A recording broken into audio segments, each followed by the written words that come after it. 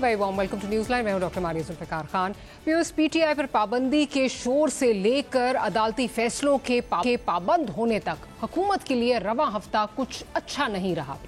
खुद हुकूमती वज़रा को इदारा जाती टकराव के माहौल में कॉन्स्टिट्यूशनल मेल्टडाउन का खदशा जो है वो सताता रहा है और ये तमाम सूरत हाल सियासी मंजरनामे पर गैर यकीनी की तरह एक जो तारी हुई है उसमें एक मजीद इजाफा कर रही है, जो किसी भी तरह उस मुल्क के लिए अच्छी अलामत नहीं है जिसे माशी इस्तेकाम की अशद ज़रूरत है। लेकिन सवाल यह है कि अपोजिशन हो या हुक्मरान इत्तेहाद, क्या दोनों अपनी अपनी जिद पर और अपनी अपनी जिद और अना में मुल्क के असल मसाइल के हल को तरजीह देने से कासिर हैं? बिजली की कीमतों और उसकी गर्दिशी कर्जों का मामला ही देख लें।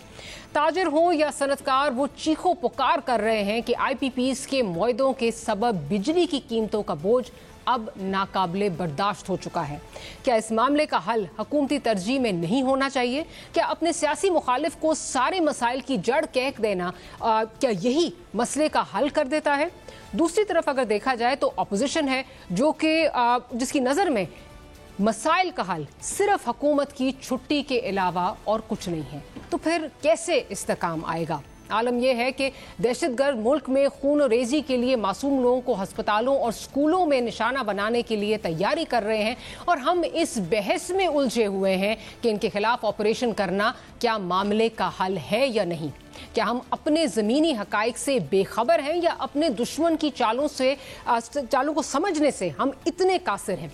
क्या अब भी वक्त नहीं आया कि मुल्क की सलामती और माशी तहफ़्फ़ुज़ जो अब हमारी बका के लिए नागुज़ीर हैं, इन मामलात के लिए सब जमातें मिल बैठकर कोई राह निकालें?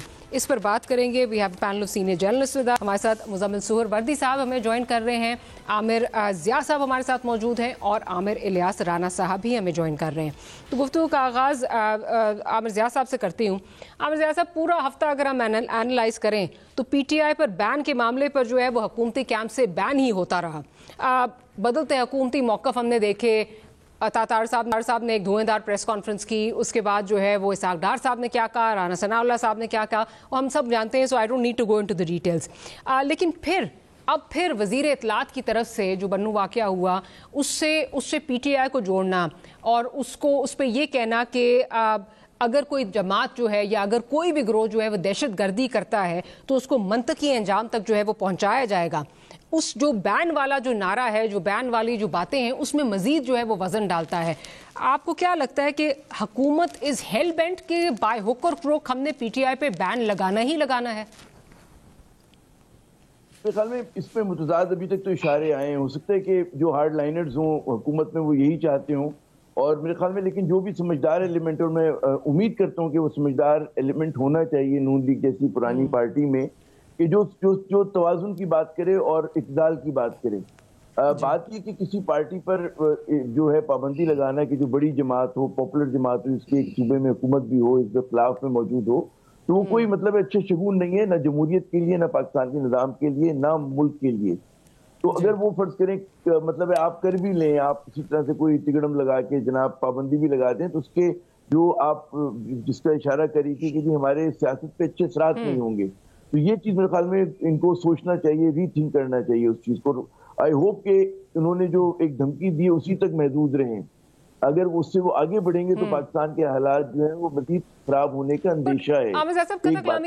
Would you say that testing waters कि देखना था कि ये, क्योंकि जिस तरह मैंने कहा मुतज़ाद बयानात आते रहे, would you say that testing waters के देखना चाहते थे कि रिएक्शन क्या आता है, इत्तेहादियों का रिएक्शन क्या आता है, मुल्क में क्या रिएक्शन आता है, पब्लिक का क्या रिएक्शन आता है?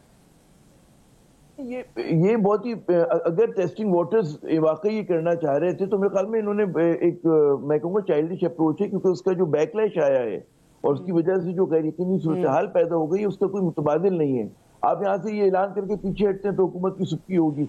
हुकूमत एक बार जब ऐलान करती है उसको 10 मरतबा सोचना चाहिए उससे पहले, और उसके बाद जब ऐलान कर दे तो पोजीशन आप ले लें। आपने तमाम चीजों का जायजा ले लिया, लेकिन जब आप जायजा नहीं लिया, इसका मतलब आप फंबल कर रहे हो, उसमें आप रिवाइज कर रहे हैं, तो ये अच्छी इंडिकेशन नहीं है खुद हुकूमत के लिए। अगर आप हुकूमत में हो तो आप मिक्स सिग्नल अगर दे रहे हो तो ये टेस्टिंग वाटर्स इस तरह से नहीं होते। अगर इस तरह से होने लगे तब तो मैं कहूँगा पाकिस्तान का लई हाथ है, क्योंकि भाई एक न्यूक्लियर रियासत है, आपको सोच समझ की चीजें करनी चाहिए। एक और बात जो आपने बन्नू से जोड़ने वाली बात की, बड़ी एक मेरे ख्याल में सतही सी बात की है इंफॉर्मेशन मिनिस्टर ने। केपी के और बलूचिस्तान के जो मसाइल हैं वो बहुत ही पेचीदा हैं और बहुत पुराने हैं, और उसको बहुत ही सतही बात होगी कि आप उसको जोड़ दें सिर्फ पीटीआई के साथ। PTI could be an element, PTI की वजह से चीजें कैटलिस्ट का किरदार अदा कर सकती है, लेकिन हमें पता है कि पीटीएम वहां पर पहले से है, हमें पता है कि टीटीपी का चैलेंज है, हमें पता है कि अफगान नेशनलिस्टों का चैलेंज है, हमें पता है कि दहशतगर्दी का चैलेंज, वो पुराना चैलेंज है। तो उसको जोड़ना, आप ओवर सिंप्लीफाई कर रहे हैं चीजों को। बंदू में जो कुछ हुआ तशवीश की बात है, ये नहीं होना चाहिए कि आप काबिल मुजम्मत भी आप कह सकते हैं, लेकिन मतलब है, फिर मैं कहूंगा कि अगर इस चीज को सही तरह से टैकल नहीं किया तो ये स्नोबॉल इफेक्ट हो सकता है इस चीज का ना, कि आप एक शहर की जगह कस्बे और जगहों पे होने लगे। तो खुदा ना खास्ता अगर ऐसा हुआ तो बुरा होगा। तो ऐसी चीज होती है कि हर चीज डंडे से और ताकत से नहीं हल होती है, बातचीत से चीजें हल होती हैं, कम से कम अपने लोगों के साथ, और वो डंडा आप कहीं और के लिए रखते हैं। तो हमने देखा, अभी देखे बांग्लादेश में प्रोटेस्ट हो रहे हैं, खैर वहाँ के अलग अवामिल हैं, लेकिन वो कोई पूरे मैसेजिंग जो है दुनिया में क्या गई है। और ठीक है, पाकिस्तान में उस तरह का बवाल वो नहीं आ रहा, आवाम को उभार नहीं आ रहा, लेकिन आपको कोई गारंटी नहीं कि कल भी ऐसे ही हो, परसों भी ऐसे ही हो। तो आप बचते रहे तो अच्छा है। तो मेरे ख्याल में जो आपने कहा था कि हुकूमत मुश्किल में है, पाकिस्तान बहुत मुश्किल में है। मतलब मैं हुकूमत से बढ़ के मैं बात कर रहा हूँ और पीटीआई से बढ़कर बात कर रहा हूँ, तो उनकी मुश्किलात अपनी होंगी, लेकिन आपके आम आदमी, पाकिस्तान ये तो स्टेक पे लगा हुआ है, इसको बचाने की हमें सही करनी चाहिए, और उसको मुहिम जो इसको बचाने की जरूरत है अपनी, और अपनी above party lines, above political affiliations. बिल्कुल।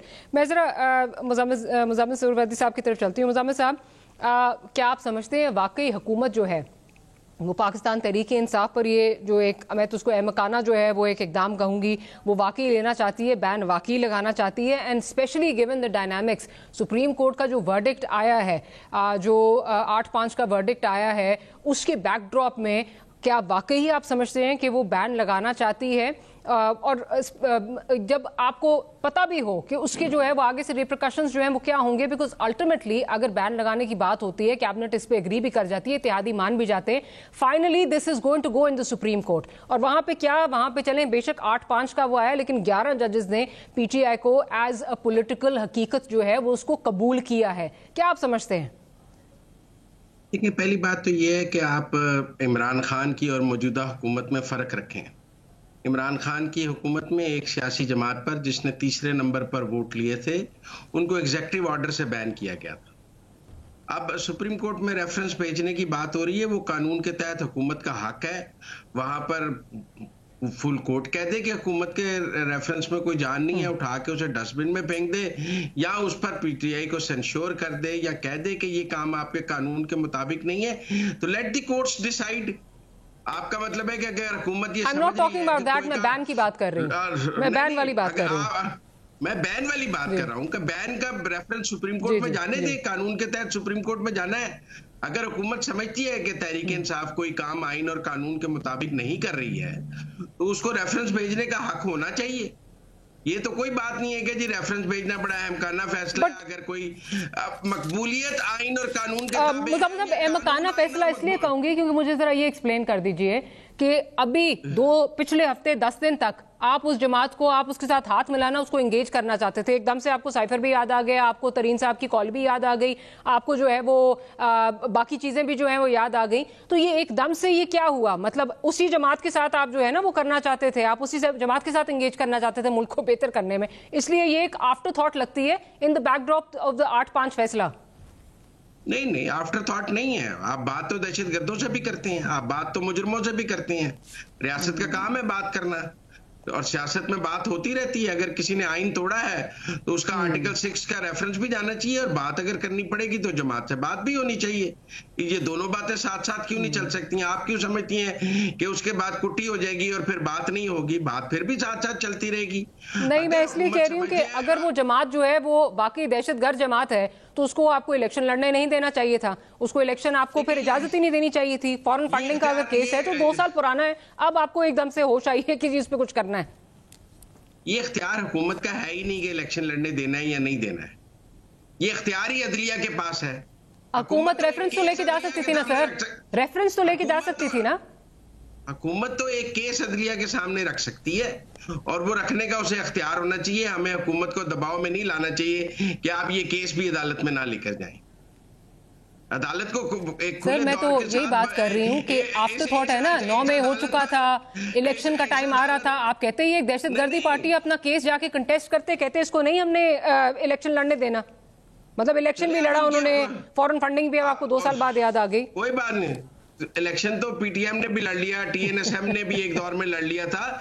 इलेक्शन लड़ने के बाद भी जमातें दहशतगर्द करार हो जाती हैं और इलेक्शन लड़ने के बाद भी हो जाती हैं। सवाल ये है कि अगर उन्होंने, तो अगर हमने माजी में गलतियां की हैं, टीएनएसएम ने भी अगर इलेक्शन लड़ा, अगर हम गलतियां माजी में करते रहे तो हम उनको दोहराते रहें और हम ये कहें कि जी because 2 wrongs make a right, तो हमारे पास ये प्रेसिडेंट्स मौजूद है।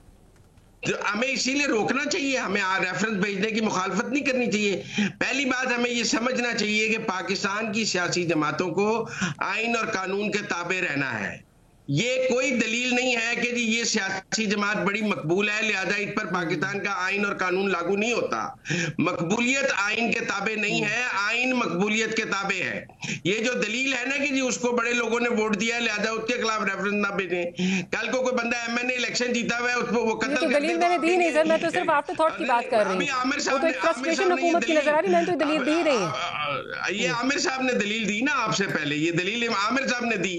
तो कल को कोई एमएनए कत्ल कर दे वो कि मैंने 3.25 लाख वोट लिए हैं, मुझ पर 302 का पर्चा नहीं चल सकता क्योंकि मैंने तो अपने हल्के में 3.25 लाख वोट लिए हैं, कत्ल भी कर दिया तो क्या हो गया, मेरे 3.25 लाख वोट देखें। तो हमें चीजों को आइन और कानून के तनाजुर में देखना चाहिए। अगर हुकूमत को आईनी और कानूनी कदम उठाना चाहती है वो उसका हक है। अगर वो कोई गैर आईनी और गैर कानूनी उसको बेशक लेट याद आया, ठीक है चले, वो आप कह रहे हैं देर आए दुरुस्त आए, आप ये कह रहे हैं। चले आमिर साहब, आप इस इकदाम को किस तरह देख रहे हैं, जो हुकूमत को, जिसको एक क्लियरली लग रहा है कि जब से सुप्रीम कोर्ट का फैसला आया उसके बैकड्रॉप में अब एक जो है वो नई जो है वो स्ट्रैटेजी हुकूमत की तरफ से जो है वो सामने आ रही है, आप किस तरह इसको देख रहे हैं? आफ्टर थॉट देखते हैं या आप समझते हैं कि ठीक है ये जिस वक्त भी याद आ जाए तो इट्स ओके? देखें, ये बहुत सोच समझ के हुकूमत और इस्टेब्लिशमेंट की राय बनी है और जो सुप्रीम कोर्ट का मुकम्मल इंसाफ पीटीआई को देना नज़र आया है, क्योंकि मुकम्मल इंसाफ अगर आपको आर्टिकल 187 में देना था तो थरमीन साहब ने 2018 के इलेक्शन को भी कहा था कि सेम इलेक्शन था नून लीग के लिए जो आज पीटीआई के लिए है। तो वो फिर सबको बुला लेते कि जो रिटायर्ड जज हैं, सुप्रीम कोर्ट के चीफ जस्टिस साहिबान हैं और जर्नैल साहिबान हैं, सारे आ जाएं और आज के भी सारे आ जाएं और हम फुल कोर्ट मीटिंग जहाँ पे करते हैं, अदालत नहीं वहाँ बैठते हैं, तो वहाँ बैठ के इस मुल्क को मसाइल से निकालने का हल निकाले। क्योंकि इलेक्शन में तो मैं तो हमेशा से ये बात कहता हूँ कि जिन लोगों की गुफ्तगू सिर्फ इस पे रुकती है कि 24 में धांधली हुई, तो मैं कहता हूँ नहीं, आप पहले 18 को माने फिर 24 की बात करें। मैं आपके साथ दोनों पे खड़ा हो जाऊँगा कि दोनों में ज्यादती हुई है, क्योंकि इस मुल्क में फेयर इलेक्शन होने नहीं दिए गए। जब ये बात मान लेंगे तो शायद हम मसाइल के हल की तरफ चले जाएं।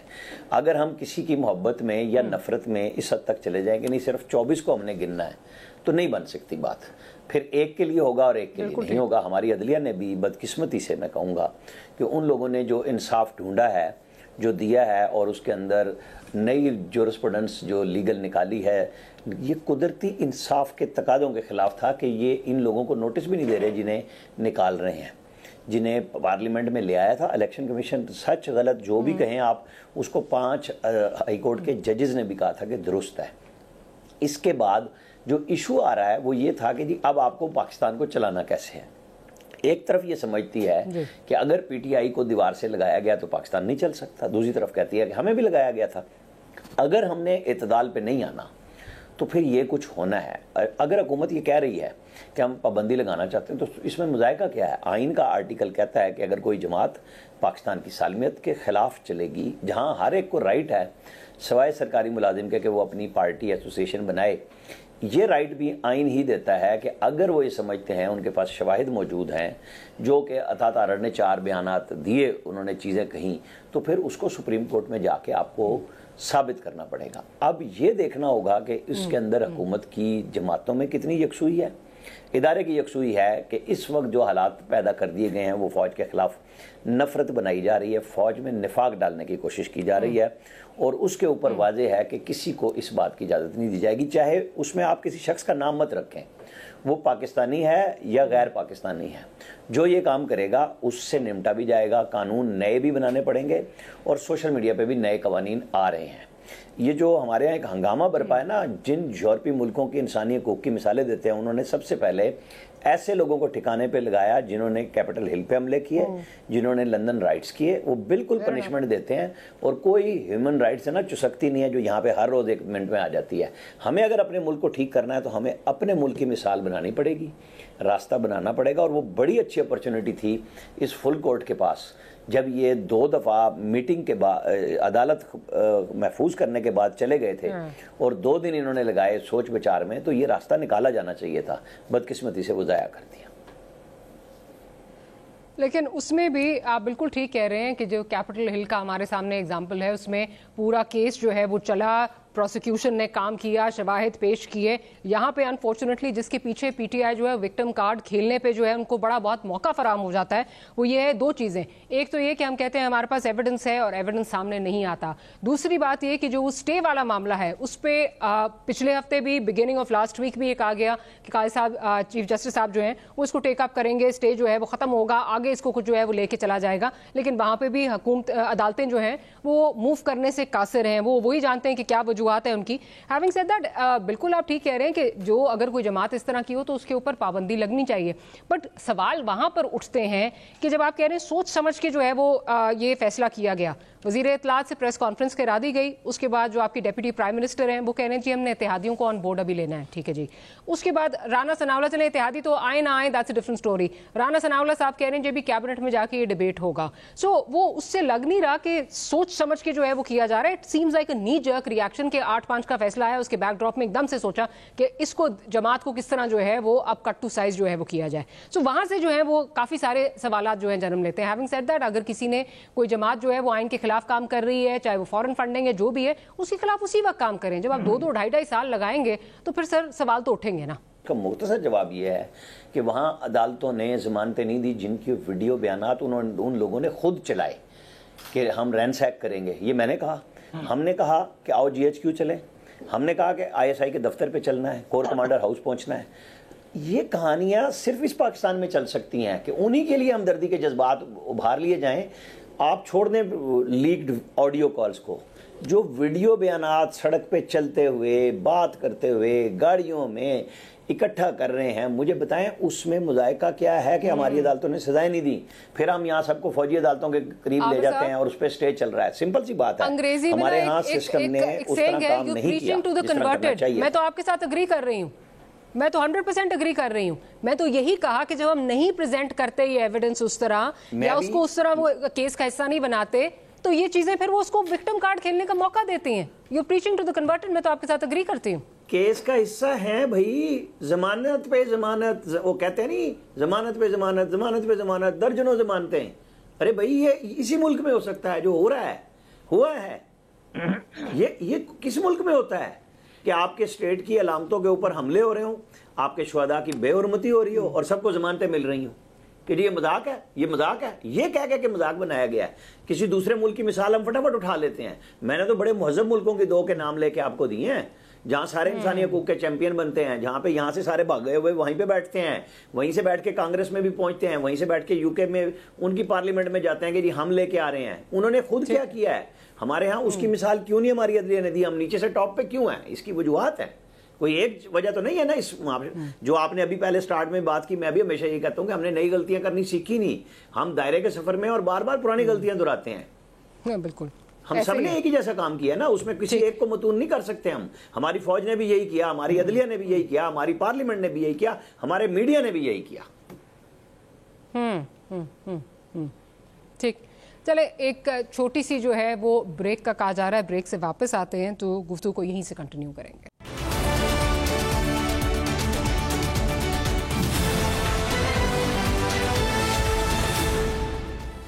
Welcome back after the break. Amir Zia साहब की तरफ चलती हूँ। आमिर ज़िया साहब, जो 8-5 का फैसला आया है उसके बाद से हुकूमती कैंप में जो है वो बहुत ज़्यादा जो है वो फ्रस्ट्रेशन भी पाई जाती है, एक जो है वो रिजेंटमेंट बहुत ज़्यादा नज़र आती है। और उसके बाद जिस किस्म की आजकल स्टेटमेंट्स आ रही हैं, मरीम नवाज साहिबा का अगर बयान देख लें तो जिसमें उन्होंने कहा कि जी हम एक टोला है जो डिस्टेबलाइज करने चल पड़ता है मुल्क को, जब मुल्क तरक्की की राह पर गामजन होता है तो उनके साथ आईनी हाथों से जो है वो निपटा जाएगा, आपको हम ये हरगिज़ नहीं करने देंगे। फिर ख्वाजा आसिफ साहब का बयान देख लीजिए जिसमें वो कह रहे हैं कि जी ये चहमगोइयाँ हो रही हैं कि किसी तरह इलेक्शन को जो है वो कलादम जो है वो करार दिया जाएगा। And he is also talking about जो एक सिस्टम का मेल्टडाउन है। क्या आपको लगता है कि निज़ाम को कोई ख़तरा है जो इस तरह के स्टेटमेंट्स जो हैं वो हुकूमती कैंप से आना शुरू हो गए? निज़ाम को भी खतरा है और मेरे ख्याल में तो मुल्क को भी खतरा है। इसलिए खतरा है कि अगर देखिए मुल्क की वहदत तो रहती है, ज़ाहिर है कि जोग्राफिया रहता है, लेकिन मुल्क में अगर कहते हैं ना महाजराई बहुत बढ़ जाए और उसमें पॉलिटिकल प्लेयर्स जो हैं वो रास्ता निकालने में नाकाम हो, वो हर मामले जो कि पार्लियामेंट में हल होना चाहिए, बाहमी गुफ्तगू के जरिए होना चाहिए, अदालत में जा रहा हो और अदालत जब फैसला करी तो हुकूमत भी उसके खिलाफ खड़ी हो जाए, जिसके खिलाफ फैसला है पीटीआई क्या है तो पीटीआई उसके खिलाफ फैसला उसके खिलाफ खड़ी हो जाए, प्रोपेगेंडा करे। देखिए फैसले को लीगली आप तनकीद की बिल्कुल की जा सकती है, लेकिन यहाँ तो जजिस की खानदान के ऊपर तनकीद हो रही होती है और जो लबो लहजा लोग अपना रहे होते हैं वो मरियम साहिबा हो या कोई और मरियम साहिबा हो या कोई और मतलब है उनका पार्टी के लीडर हो, वो तो मतलब है अनकॉल्ड फॉर है, उससे तो आपको मिसाल नहीं मिलती कि इस तरह की चीजें होती हैं। तो बात आपने निजाम को का खतरे, मुझे तो एक बड़ा मतलब है लग रहा है कि अगर आप इसी तरह चलते रहे तो पॉइंट ऑफ नो रिटर्न पे, क्योंकि अगर यहाँ पे समझा जा रहा है कि सख्ती जो है वो इलाज है और वो देखिए हमेशा होता है there is a difference between hard state and a brittle state, a strong state and a hard state. तो पाकिस्तान के बारे में आज से नहीं बहुत पहले से कहा जा रहा है कि हम इतने स्ट्रॉन्ग नहीं बल्कि हम हार्ड हैं, और हार्ड स्टेट हमेशा ब्रिटल होती है, कमजोर होती है। वो जब आप बहुत ज्यादा सख्ती करते हैं और जिस तरह के हमें चैलेंजेस हैं हमारे मतलब हमसाय ममालिक की जानिब से हमें चैलेंजेस हैं, माशी हमें चैलेंजेस हैं, हमें फिर अंदरूनी हमारे बहुत सारे कंट्रडिक्शंस हैं, सूबों के दरमियान है, तबकाती है, मतलब लसानी है, वो हर जगह पे हमारी फॉल्ट लाइन बहुत बड़ी हुई है। और अगर आपने उसको खाकम बदहन अगर वो फिगर हो गया तो फिर हमें नहीं पता कि चीजें किस जानिब जाएंगी। और उसका आपको लोगों से अगर आप बात करें, बिजनेसमैन से बात करें, इन्वेस्टर से बात करें या जो लोग मतलब एकेडमिया के लोगों से बात करें तो वो यही कहेंगे कि उन्हें मतलब कोई बहुत ज्यादा उम्मीद नहीं हो रही है, क्योंकि जब वो हुकूमत का कंडक्ट देखते हैं, देखिए जिम्मेदारी उसकी होती है जिसके पास ताकत और इख्तियार है, ताकत और इख्तियार जो शहबाज हुकूमत के पास है। तो अगर बजाय इसके कि वो बीच की राह निकालने के वो समझते हैं कि जी हमारे पास बुलडोजर है और हम कुचल देंगे और हम मतलब खत्म कर देंगे, मेरे ख्याल में ऐसी ताकत जो है वो अभी नहीं है इनके पास। वो एक बड़ा पुराना मुहावरा है कि there is no absolute victory और कंप्लीट डिफीट इन पॉलिटिक्स, हमेशा याद रखें, कभी नहीं होती, तो हमेशा कोई ना कोई बच जाते हो फिर आपको तंग कर रहा होता है। तो आपने अगर तारीख की तरह से भी ये लोग मुताला करें तो उनको समझ में आना चाहिए कि पाकिस्तान की जिस तरह के मखसूस हालात हैं, तो we need some sort of a consensus कि जहाँ पर बातचीत हो सके और आप जियो और जीने दो के हिसाब से चलें। यहाँ पर अगर आप समझते हैं कि अवाम की विल है, मैं नहीं कहता कि कानून और आइन के खिलाफ किसी चीज को माना जाए, लेकिन आपको ये साबित करना पड़ेगा। ये तो आपका बयान है ना कि ये लोग वतन दुश्मन है, मुल्क दुश्मन है, आपको ये तफरीक करनी पड़ेगी। देखिए बाज़ औक़ात ये होता है कि पीटीआई कि कुछ लोगों ने जो है 9 मई किया, उन लोगों को 9 मई की सजा मिलनी चाहिए, बिल्कुल मिलनी चाहिए, इसमें तो कोई दो राय नहीं है। लेकिन जिन लोगों ने नहीं किया और उनकी अगर फर्ज करें अक्सरियत है और जो लोग बैठे हुए पार्लियामेंट में, उनको बतौर सियासी जमात काम करने की इजाजत होनी चाहिए। मुज़म्मिल साहब, जो गौहर एजाज साहब की जो प्रेस कॉन्फ्रेंस थी यकीनन आपने भी सुनी होगी, उनका कहना है कि जी 53 IPPs जो हैं वो कम्प्लीटली बंद हैं, लेकिन फिर भी उनको जो है वो कैपेसिटी पेमेंट्स जा रही हैं।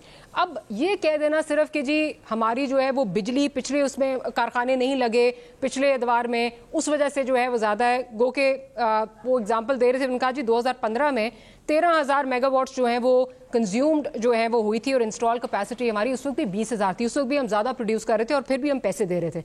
अब ऑब्वियसली ये 43,000 तक पहुंच गई है। सो हैविंग सेड दैट, क्या इसका कोई हल नहीं निकलना चाहिए? बिकॉज एक्सपोर्ट्स अगर आपकी कम होंगी जैसे इस महीने हुई हैं तो आपका मुल्क जो है वो आगे तरक्की नहीं कर सकेगा, आपका ये एग्जिस्टेंशियल क्राइसिस आपके सर पे लटक रहा है। बिल्कुल यकीनन एक तो गौहर एजाज साहब 9 महीने इस मुल्क में हुक्मरान रहे हैं। 4-5 वजारतें थी उनके पास, डिप्टी प्राइम मिनिस्टर का ओहदा था एक किस्म का, 4 वजारतें थी, इंटीरियर भी था, इंडस्ट्री भी थी, स्पोर्ट्स की भी थी, और वो सब कुछ उस दौर में कर सकते थे। 9 माह में IPPs को रिस्केड्यूल कर लेते, बिजली कैपेसिटी पेमेंट्स को खत्म कर लेते, कोई उनके ऊपर पॉलिटिकल प्रेशर भी नहीं था। that's not the mandate of the caretaker minister caretaker, ये तो नहीं कर सकता, उसके मैंडेट में नहीं आता। नहीं जी, इस केयर टेकर को जाने से पहले कानून साजी के जरिए तमाम माली मामलात के फैसले करने का मैंडेट देकर लॉन्च किया गया। जो ऑलरेडी सर, जो ऑलरेडी जिन पे काम चल रहे थे, जिससे बजट का मामला जो है वो जोड़ा जा रहा था कि जो ये नए मुआहदे भी कर सकते थे और पुरानों को रिविजिट भी कर सकते थे। इनके पास मुकम्मल इख्तियार मौजूद था। तो हमारे यहाँ जो लोग रिटायर हो जाते हैं, नहीं, आप यू बेटर डिसएग्री, लेकिन आप बात तो मुझे करने दें ना। मतलब you always have a right to disagree, but you let me speak ना। सवाल ये है कि जो लोग मैंने बहुत आराम से आपसे कहा, I beg to disagree. I said I beg to disagree, perhaps you You have a free will to disagree, लेकिन सवाल ये है कि जो लोग इक़्तिदार से चले जाते हैं और इक़्तिदार से जाने के बाद उन्हें जब बातें याद आती हैं तो आप पछताए क्या हो जब आपके हाथ से इक़्तिदार चला गया। जब थे तब आपने एक लफ्ज IPPs के खिलाफ नहीं बोला। बाकी पाकिस्तान में बिजली का मसला है, KP में बिजली चोरी का मसला है, बलूचिस्तान में बिजली चोरी का मसला है, सिंध में बिजली चोरी का मसला है, और ये 3 सूबों की बिजली चोरी का मसला पाकिस्तान की बिजली को कहा गया है, क्योंकि हम 90% लाइन लॉसेज वाले इलाकों में बिजली देना पड़ती है, 80% वाले लाइन लॉसेज पर बिजली देना पड़ती है, 70% वाले 2 ट्रिलियन हम IPPs की मद में दे रहे हैं। चलें, गौहर एजाज साहब को छोड़ दीजिए, क्या उसको रिविजिट नहीं होना चाहिए? अगर तो मेरी आपकी जेब से जाता है। बहुत सारे मुआहदे तो 2020 में इमरान खान साहब भी करके गए हैं, IPPs के रिविजिट, और दोबारा करके गए हैं। ये देखना पड़ेगा क्या किया जा सकता है और मुझे क्या नहीं किया जा सकता। लेकिन सवाल ये है कि हमें बिजली चोरी पर ज्यादा तवज्जो देनी चाहिए ताकि हमें कैपेसिटी पेमेंट्स करनी ना पड़े, हमें अपने लाइन लॉसेस खत्म करने चाहिए। कैपेसिटी पेमेंट बिजली, चले मैं जरा आमिर इलियास साहब से भी इसका पॉइंट ऑफ व्यू ले लूं। आमिर इलियास साहब, जहां ये कहा जा रहा है कि 2 ट्रिलियन जो है वो हम कैपेसिटी पेमेंट्स में दे रहे हैं, चाहे बिजली बने ना बने, 53 तो ऐसे हैं जिन जो कम्प्लीटली बंद है और फिर भी हम उनको पैसे दे रहे हैं, और यहाँ मुल्क जो है वो गिर रहा है, बिल्कुल जिसको कहते हैं एक सिंक कर रहा है। आपको नहीं लगता कि रिविजिट होने चाहिए ये मुआहदे? इस जज्बाती माहौल में ज़रा थोड़ी सी लाइट बात करते हुए इसको तेज़ी की तरफ ले जाते हैं कि जो हमारे प्राइम मिनिस्टर शबाना रोज़ मेहनत कर रहे हैं, और उन्होंने आज भी ऐलान किया कि मैं हफ्ते इतवार को करता हूँ, तो सरकारी मुलाजमीन कांप गए हैं कि हजरत साहब फिर कहीं हफ्ते की छुट्टी पे काम ना दिखा जाए। लेकिन इनको जो काम दिखाना है ना, गौहर एजाज की बात से किसी को तमाम बातें मुजम्मिल की मैं मान लेता हूँ। अगर उन्होंने नहीं किया, अगर अब कर रहे हैं, जुर्म क्या है इसमें? इशू ये है कि जनाब वो इमरान ने किए, वो जरदारी साहब ने किए, वो मोहतरमा बेनज़ीर भुट्टो मरूमा ने किए, वो नवाज शरीफ ने किए। क्यों किए भाई? किए हैं, जवाब दें। इशू ये है कि हमारे, मैं ये अब गौहर एजाज साहब तो 1 हफ्ते से बोल रहे हैं, मैं 4-5 हफ्ते से मुसलसल ये बात कर रहा हूँ कि गवर्नमेंट को, पाकिस्तानी ओनर्स को, IPPs के सबको बिठाना चाहिए, लाइव बिठाएं कि जनाब आपने इतने पैसे खर्च किए, इतने प्रॉफिट्स ले लिए। सबसे पहले अपने लोगों को बताएं कि हम आपको पैसे नहीं दे सकते, और उसमें गवर्नमेंट के जो अपने इदारों की बात आ रही है उस पे आ जाए, उनके ख़त्म करें कैपेसिटी पेमेंट चार्जेस। फिर आप दुनिया के साथ चाइनीज़ पे जाएं, जो आपके पास आया हुआ है इन्वेस्टर, उनसे बात करें कि यार हमारे तो पल्ले ही कुछ नहीं है, ये लोग मर गए हैं। अगर आप रोज़ाना जो मेहनत करना चाह रहे हैं ना हफ्ता इतवार, प्राइम मिनिस्टर साहब, मैं आपसे कह रहा हूँ, तो फिर सबसे पहले अपने घर को ठीक करें, अपने इत्तेहादी, अपने दुश्मन, सियासी दुश्मन सबको बिठाएं, IPPs ओनर्स को। ये वो चीज़ें हैं जहां यकीन आएगा कि आप वाकई मेरे लिए मेहनत कर रहे हैं, आम आदमी के लिए मेहनत कर रहे हैं। तो सबसे पहले अपने दोस्तों को तकलीफ पहुंचाएं, अपने सियासी हरीफों को पहुंचाएं जिनकी जेबों में पैसे रुकने का नाम ही नहीं ले रहा। अगर आप ये शुरू कर दें, सारे लोग कहेंगे जी बिल्कुल ठीक बात है, हमारे लिए बात हो रही है। अदरवाइज ये जो है ना, आज ख्वाजा आसिफ साहब का भी एक ट्वीट था कि जी अगर ये टैक्स पूरा कलेक्ट हो जाए तो 8 रुपए तो कम हो जाएंगे। भाईजान, ये मैंने वापस लेने हैं टैक्स, चोरी जो है ये मैंने रोकनी है। भाई हुकूमतों में आप हैं, आप पिछले दौर में वजीर पानी और बिजली रहे, हुकूमतें तो घुटने टेक देती है अपने सपोर्टर्स के सामने जब जाते हैं। तो ये मेरे इन तमाम दोस्तों की जिम्मेदारी बनती है कि चाहे वो इमरान खान के दौर के हों, चाहे वो नवाज शरीफ के दौर के हों, मैं बात किसी की नहीं कर रहा। मैं आपको मिसाल बताऊं, 97 में जब नवाज शरीफ इलेक्शन जीते, इस्लामाबाद होटल में उन्होंने पहली पार्लिमानी पार्टी की मीटिंग की और उन्होंने पता क्या कहा, मैं मौके पे मौजूद था। उन्होंने कहा मेरे लिए बेनजीर भुट्टो के ये IPPs के मुआहदे सबसे बड़ा आसवाने रूह है, क्योंकि इसमें हम इस्तेमाल करें ना करें हमें पेमेंट करनी है और दुनिया में बांग्लादेश में हमें पैसे देने पड़ते हैं। अब तक my apologies, I have to interject here. Program का सेगमेंट आगे एक मिनट, छोटी सी बात, मुझे छोटी सी बात जी छोटी सी बात करने दे बस आखिरी। इसके बाद नवाज शरीफ ने एक्चुअली काम किया, सेनेटर सैफुर रहमान ने ये सारे लोग पकड़ लिए थे। उस वक्त इंटरनेशनल आर्बिट्रेशन शुरू हो गई कि नहीं ये हमारे इन्वेस्टर पाकिस्तान में गए हुए हैं, आप इन्हें नहीं छेड़ सकते। उसके बाद से लेके आज 27-28 साल मजीद गुजर गए, हमें कहीं तो रोकना है ना अपने आप को कि भाई हमारे आम आदमी के ऊपर ही चलाना है आपने ये सारा करना। मेरा सवाल ये है, वो जो उठा रहा है, जो भी उठा रहा है, आपका बहुत शुक्रिया। मुजम्मिल साहब आपका बहुत शुक्रिया कि आपने हमके लिए वक्त निकाला। एक छोटी सी ब्रेक लेते हैं और ब्रेक के बाद डिस्कस होगा जो एक कॉल इंटरसेप्ट हुई है, नूर वली की कॉल जो इंटरसेप्ट हुई है, जिसमें बहुत ज़्यादा जो है वो होशरुबा किस्म के जो है वो बातें सामने आई हैं और हमारी स्टेट कहाँ खड़ी है, पॉलिटिकल पार्टीज कहाँ खड़ी हैं। We'll take a break, we'll be right back.